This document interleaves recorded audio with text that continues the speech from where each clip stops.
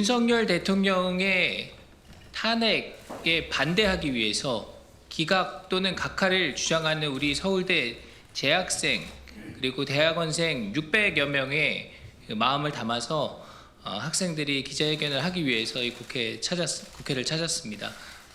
우리 국민의힘 의원들도 응원하는 마음으로 함께 자리를 했습니다.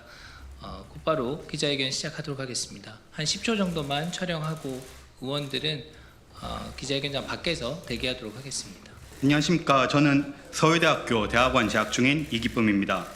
저희가 오늘 이 자리에 선 이유는 대통령에 대한 사기 탄핵을 신속히 각하시킬 것을 촉구하고 거대 야당과 선관위의 부정부패를 규탄하기 위함입니다.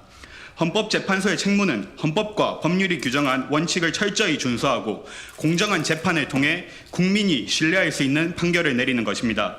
그러나 지금의 헌재는 본연의 책무를 수행하지 않고 있습니다. 대통령의 탄핵심판 과정에서 헌재는 대통령의 답변 기일을 보장하지 않았으며 일방적으로 변론 기일을 지정하였습니다.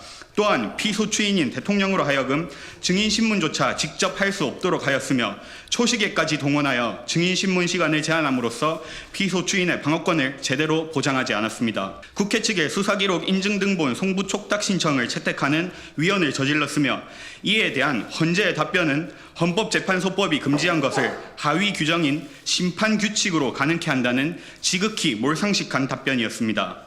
다수의 증인들이 검찰 조서의 내용을 부인하였음에도 불구하고 이를 증거로 채택하였으며 특히 일관성이라고는 전혀 찾아볼 수 없는 곽종근의 진술과 그 누구도 알아볼 수 없는 홍장원의 메모조차도 증거로 채택하였습니다. 그러나 계엄 선포의 핵심적인 이유인 부정선거와 관련된 증거 신청들은 모두 기각하였습니다. 한덕수 권한대행의 탄핵소추안은 깊게 고민할 필요도 없는 사안임에도 불구하고 시간을 끌고 있으면서 마은혁 후보 임명에 대한 권한쟁의는 너무나도 신속하게 진행시켰습니다. 헌법재판관들의 편향성은 현재 전 국민들이 인지하고 있는 상태입니다. 즉, 그 누구도 헌법재판관들의 공정한 판결을 기대하기 힘든 상황입니다. 어떤 사람이 편향성을 짙게 드러낸 판사에게 재판을 받고 싶겠습니까? 재판관으로서의 자격조차 의심스러운 이들이 일반 국민도 아닌 대통령의 탄핵 심판을 너무나도 불공정하고 졸속하게 진행하였습니다. 탄핵 소추안의 핵심적인 내용인 내란죄를 공판 중에 철회했음에도 불구하고 헌재는 이를 수용하였습니다. 이는 소추서의 동일성을 훼손한 것으로 내란죄 빠진 탄핵은 명백한 사기 탄핵입니다. 그럼에도 불구하고 헌재는 탄핵 소추안을 각하시키기는커녕 국회 재의결 요구조차 하지 않았습니다. 이러한 헌재의 행태는 대한민국의 법치 질서를 뒤흔드는 행위이며 헌법재판소의 존재 이유 자체를 스스로 부정하는 것입니다.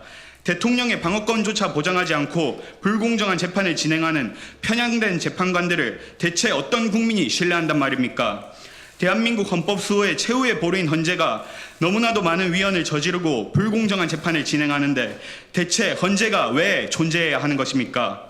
얼마 전 중앙지법에서 대통령에 대한 취소가 인용되었습니다. 지금까지의 대통령에 대한 공수처의 수사와 체포는 모두 불법이었다는 의미입니다. 늦게나마 사법부는 잘못된 것들을 바로잡고 있습니다. 헌재 또한 지금이라도 올바른 판결을 내림으로써 정의를 바로 세워야 할 것입니다. 위헌적이고 불공정한 탄핵 심판을 강행하여 대통령의 탄핵 소추안을 인용한 재판관들은 반드시 역사의 죄인으로 기록될 것입니다. 이에 저희는 이 자리에서 헌법재판소가 사기 탄핵을 신속히 각하할 것을 강력히 촉구합니다. 부디 사기 탄핵을 인용한 죄인으로 역사에 남지 않으시기를 바랍니다. 안녕하십니까. 저는 서울대학교 탄핵반대 시국선언 대표 김민섭입니다.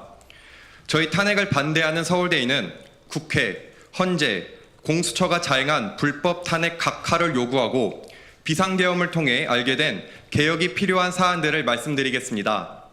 저는 지금까지 대한민국은 입법부, 사법부, 행정부가 상호 견제와 균형을 통해 운영되는 삼권 분립의 국가로 배웠습니다. 그러나 교과서와 현실은 매우 달랐습니다. 입법부, 특히 과반의 의석을 가진 민주당은 자신 마음대로 대한민국을 장악할 수 있었습니다. 여러분이 목격하신 바와 같이 대한민국의 대통령은 이렇게 빠르고 쉽게 체포되고 구속됩니다. 그러나 8개의 사건, 12개의 혐의, 5개의 재판을 받는 피의자라도 거대 야당의 당대표라면 절대로 감옥에 가지 않습니다. 민주당이 자의적으로 설정한 정의에 부합하지 않으면 대통령, 총리, 장관, 기관장, 검사를 불문하고 줄 탄핵을 자행합니다.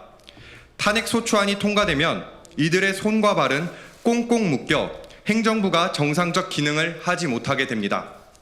그러나 국민 여러분이 보신 바와 같이 탄핵을 당한 장관, 기관장, 검사들은 당당히 기각을 받아 복귀하고 있습니다. 국정 운영에 꼭 필요한 예산으로 역시 협박하여 행정부와 사법부의 존립 자체에 대한 위협을 가하는 것이 대한민국 삼권 분립의 현실입니다. 반면 국회를 견제할 수 있는 행정부와 사법부의 권한은 허울만 있을 뿐 실제적인 도움이 되지 않습니다. 대통령의 고유 권한인 비상계엄 역시 국회의 해산권이 의결되면 계엄군은 해산해야 합니다. 윤석열 대통령은 국회 거대 야당의 폭거에 맞서 대국민 호소를 목적으로 계엄을 선포했습니다. 저는 비상계엄 선포 당시 윤석열 대통령께서 왜 이런 선택을 할 수밖에 없었는지 전후 상황에 대해 고찰했습니다. 공부를 하면 할수록 29번의 탄핵, 예산안 폭거, 간첩법 반대는 대한민국의 근간을 흔들 수 있는 엄중한 사안이라는 것을 깨닫게 되었습니다. 87년 이후 지금까지 골았던 고름이 2024년 계엄이라는 바늘로 터져버린 것입니다. 탄핵 재판이 각하되어 윤석열 대통령께서 복귀하시면 지금과 같이 절대적 권한을 가진 제왕적 의회제를 국민과 힘을 모아 개혁해야 한다고 생각합니다. 국회가 가진 무소불위의 특권으로 자신들의 정파적 정치적 이익만 추구한다는 것을 알기에 국민들은 더 이상 국회를 신뢰하지 않습니다. 저는 이제 국회를 다시 국민의 것으로 돌려드려야 한다고 생각합니다. 국민의 다수가 뽑았다는 정치적 정당성으로 많은 권력과 권위를 부여받은 국회의원들이 국민적 신뢰를 얻기 위해서는 지금 국회가 가진 권력과 권한을 내려놔야 할 때입니다. 언론 역시 개혁의 대상입니다. 이번 주 화요일 SBS가 운영하는 유튜브 채널 스브스 뉴스에서 윤석열 대통령 탄핵 관련 여론조사를 진행했습니다. 조사 중 탄핵 반대 의견이 찬성 의견보다 많아지는 시점에 여론조사는 중단되었고 지금은 그 게시판에 접속할 수 없습니다. 이는 탄핵을 반대하는 목소리를 묵살하려는 모습으로밖에 해석할 수 없습니다.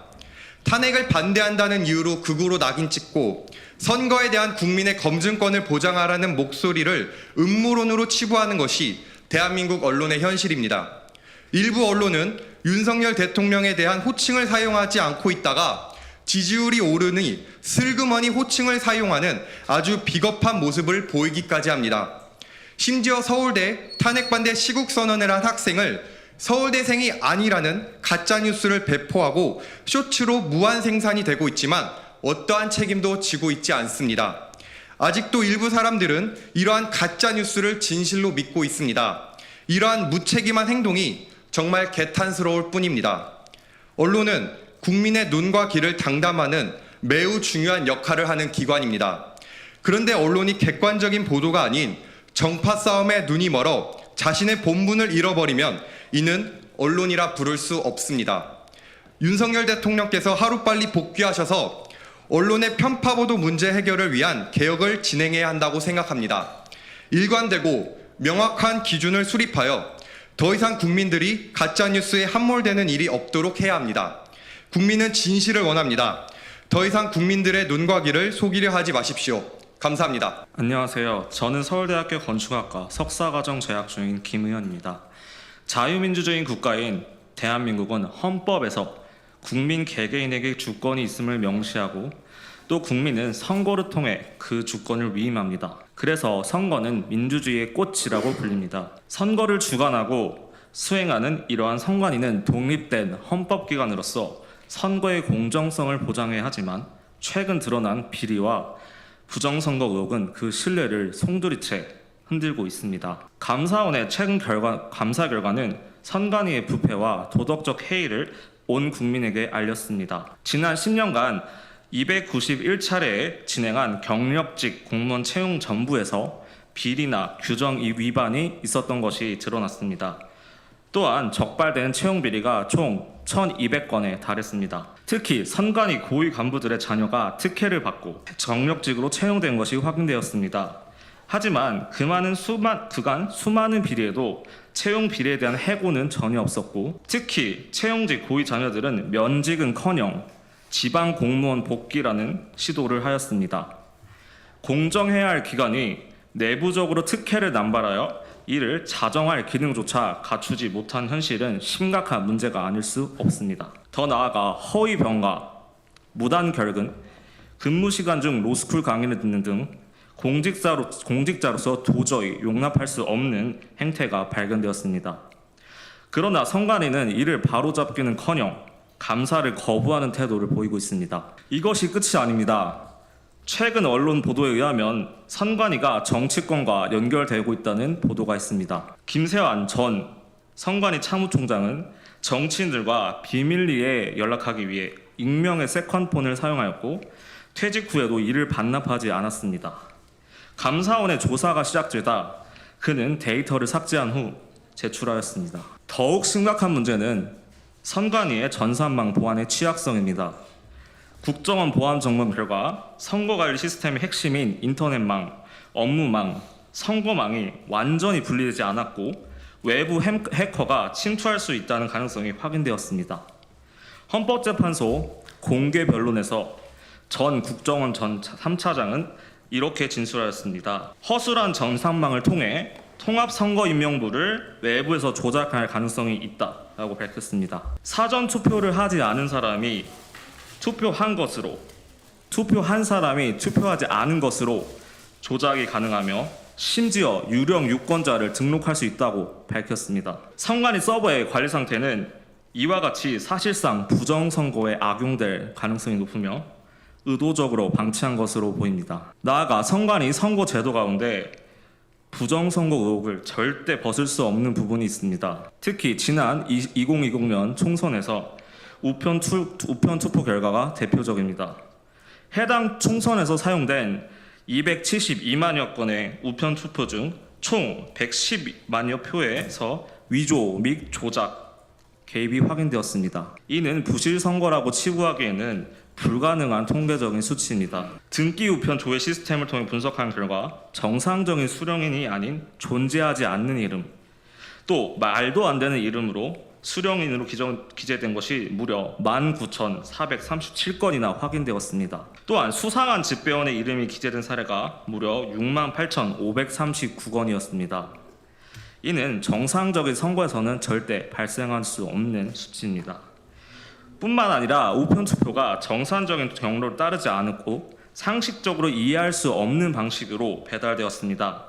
인천으로 향하는 투표지가 경주, 포항, 대전, 부천, 다시 경주, 부천, 포항을 거쳐 인천으로 갔다면 과연 이것이 정상적인 배달이라고 할 수 있습니까? 또한 내비게이션이 40분이 걸리는 거리를 1분 만에 도착한 기록이 32만 8,723건이나 발견되었습니다. 이것은 절대 우연으로 보기 어렵습니다. 이러한 선관위는 수많은 문제를 갖고 있고 개혁 없이는 대한민국의 자유민주주의 미래도 없습니다. 헌법재판소의 판결에 따라 선관위는 감사원의 감찰을 받을 수 없는 성역이 되어버렸습니다. 국정원의 보안 점검조차 제한적으로만 이루어질 수 있습니다. 그렇다면 선관위는 스스로 자정할 능력이 있습니까? 지금까지 행태를 보면 그 답은 명백합니다. 절대 스스로 변하지 않습니다. 저희는 이러한 선관위의 문제점을 타파하기 위해 두 가지를 제안합니다. 먼저 헌법 개정을 통해 선관위의 감사 시스템을 전면 개혁해야 합니다. 지금과 같은 독립적인 헌법기관 지위로는 절대 어떠한 감사도 성실히 이행할 수 없습니다. 따라서 헌법기관에서 행정기관으로 격하 변화할 것을 제안드립니다. 선관위는 헌법기관이 아닌 행정기관으로도 충분히 공정한 선거를 치를 수 있습니다. 행정기관으로서 여러 감사기관의 감사, 사법 및 입법부의 견제 아래서 공정한 선거를 수행할 수 있습니다. 그리고 가족 세습기관으로 전락한 선관위는 국가가 아닌 특정한 인물 또는 조직을 위해 공무를 수행할 우려가 많습니다. 따라서 지금과 같이 경력직이 아닌 공채 위주의 채용으로 대대적인 조직 개편이 필수적입니다. 그동안 비리가 있었다면 철저한 수사와 그 수사로 그 민낯을 밝히고 적법한 형사 절차를 밟아야 할 것입니다. 마지막으로 국민 일원으로서 당부드립니다. 선관위의 국민으로부터 이른 불씨는 부정선거 의혹에 대한 철저한 규명, 철저한 조직 개편과 비리 수사로만 가능하다는 점을 말씀드립니다. 감사합니다.